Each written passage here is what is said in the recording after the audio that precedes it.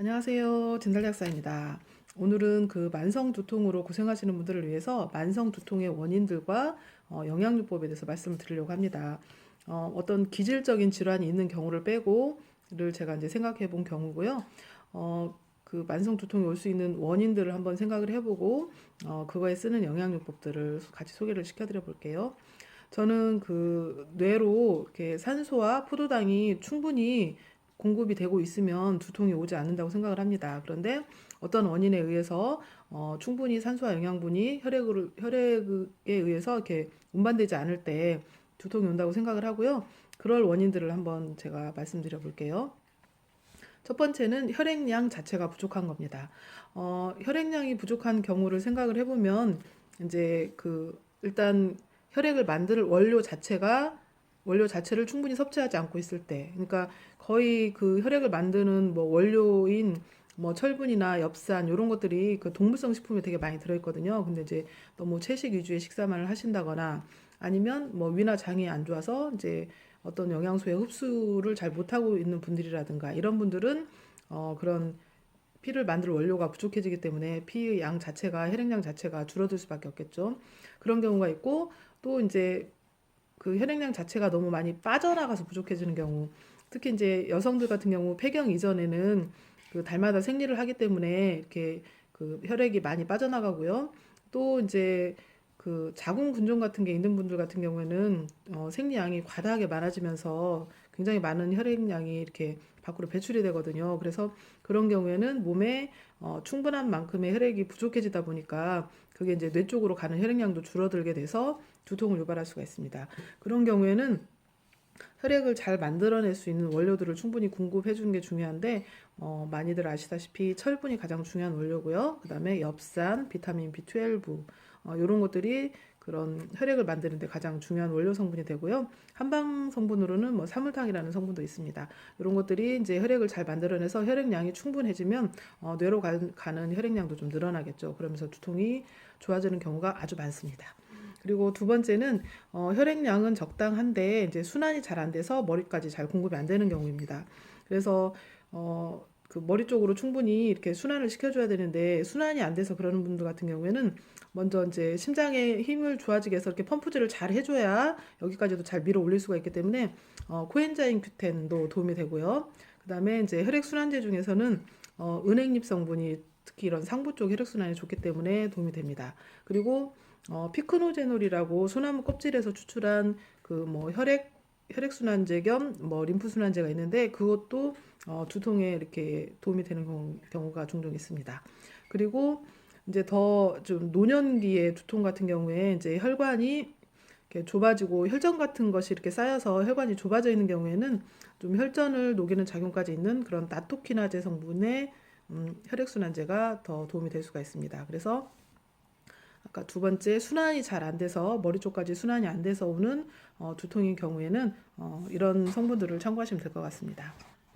그래서 다시 정리해보자면 혈액순환이 안 돼서 오는 두통인 경우에는 코엔자인 Q10이나 아니면 은행잎 성분의 혈액순환제, 피크노제놀, 더 심한 경우에는 나토키나제 이런 성분들의 영양소들이 두통에 도움을 줄 수가 있습니다.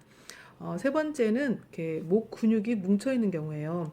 여기 목 뒤에 이렇게 경동맥이라고 그래서 큰 혈관 두 개가 머리 쪽으로 올라가고 있거든요.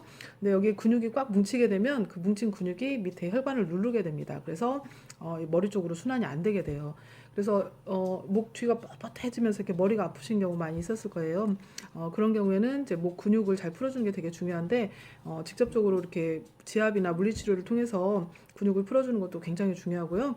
자주 뭉치시는 분들은 근육을 풀어주는 대표적인 영양소가 마그네슘이거든요. 그래서 마그네슘 영양제를 좀 꾸준히 보충을 해주시는 게 좋고 또 스트레스를 받음으로 해서 근육이 뭉치는 분들은 좀 간 기능, 스트레스와 도움이 그 연관이 있는 간 기능을 좀 도와주는 간 영양제 플러스 마그네슘을 같이 드셔주시면 좋습니다. 그래서 목 근육이 자주 뭉치면서 두통이 오는 경우에는 마그네슘 플러스 간 영양제 이렇게 정리해드리면 될 것 같고요.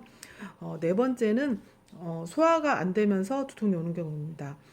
이 경우에도 이제 우리가 소화가 잘 안 되는 분들은 소화를 시키기 위해서 위장 쪽으로 혈액이 과도하게 쏠리게 돼요. 그래서 이쪽으로 혈액이 과도하게 쏠리게 되다 보니까 머리 쪽으로 가는 혈류 자체가 줄어들게 됩니다. 그래서 두통이 오는 경우가 있는데 그런 경우에는 최대한 소화를 빨리 되게 하는 게 되게 중요하기 때문에 평상시에 소화가 안 되는 음식들을 삼가하고 소화가 잘 되는 음식 위주로 섭취를 하시는 게 좋고 또 그럼에도 불구하고 소화가 잘 안 된다면 소화 효소제를 이용해서 빨리빨리 소화가 되게 해주는 게 되게 중요합니다. 그리고 위나 장 기능이 안 좋으면 그 아까 그 영양소의 흡수에도 좀 문제가 생긴다고 그랬잖아요. 그래서 더 적극적으로 그런 경우에는 소화 효소제 같은 걸 드셔서 소화도 돕고 영양소도 잘 흡수되게 도와주는 게 더는 필요하다고 생각을 합니다. 그래서 위장 기능이 안 좋고 소화력이 떨어지면서 두통이 오는 경우에는 소화효소제 플러스 아까 조혈 영양제 같이 드시면 좋습니다. 그렇게 드셔주시면 좋고요. 또 다섯 번째는 가끔 이제 저희 옆에 병원에서 처방이 나오는 경우인데 이렇게 신경 통증 이렇게 우리 몸에 신경이 이렇게 전깃줄처럼 다 이렇게 분포가 돼 있잖아요. 그런데 이제 그런 신경에 문제가 생기면서 신경 통증, 찌릿찌릿한 신경 통증이 오는 경우가 있는데 그런 경우에는 이제 뭐 그럴 때마다 좀 진통제를 좀 드시는 방법이 있는 것 같습니다.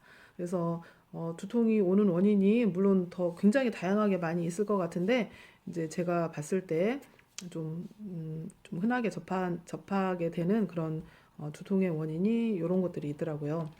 그리고 어떤 분 같은 경우에는 그 폐경 전까지는 이렇게 두통이나 편두통이 되게 심하다가 폐경 이후에 좋아지는 분들이 있더라고요. 이제 그거는 제가 봤을 때는 생리 중에 이제 혈액이 빠져나가면서 혈액량 자체가 부족해져서 그런 경우도 있을 것 같고 아니면 그 에스트로겐이 과다해지면서 그것 때문에 호르몬 불균형 때문에 두통이 있었는데 이제 폐경이 되면서 그런 에스트로겐 양이 줄어들게 되면서 이렇게 두통이 좋아지는 케이스도 있는 것 같아요. 그래서 두통의 원인은 굉장히 다양하게 많은데 어떤 원인이든 특별한 경우를 제외하고는 뇌로 충분한 혈류 공급이 됐을 때 두통이 좋아지는 것을 저는 많이 봤습니다. 그래서 제가 말씀드린 케이스들을 생각을 해보시고 거기에 맞는 영양요법 치료를 해보시면 도움이 될 것 같습니다. 오늘은 만성 두통 영양요법에 대해서 말씀드렸고요.